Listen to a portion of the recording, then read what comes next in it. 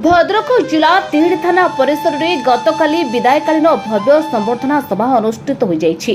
नूतन भाव जोग देइथिबा तिहिडी थाना अधिकारिणी लोपामुद्रा नायक कार्यभार ग्रहण करिबा परे पुरातन विदायी थाना अधिकारी सत्यव्रत ग्रहाचार्य को संबर्धित करी एक उदाहरण साजिछंती आईआईसी लोपामुद्रा नायक।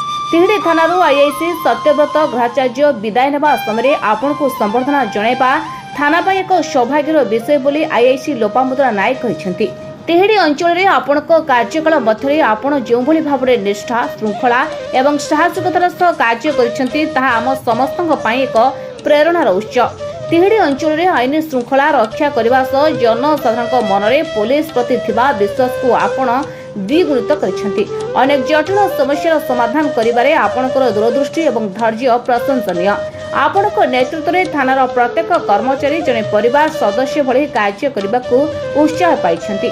आपणकर नूतन थाना रे योगदान करी कर्म क्षेत्र में आपण एहिपरि सफलता प्राप्त करंतु बोली आईआईसी लोपामुद्रा नायक आशा प्रकाश करिसेंती। एही वर्णाढ्य परिवेश रे IIC Lopamudra Nayak, SI Prakash Nayak, SI Rojen Murmu, ASI Damodar Tudu, ASI Manas Ranjan Satpathy, ASI Kumudini Jena, ASI Laxman Marandi उपस्थित रही आईआईसी सत्यव्रत ग्रहाचार्य को पुष्पगछ उदरिया सहित वस्त्र दे विदाय संबर्धना उत्सव पालन करते।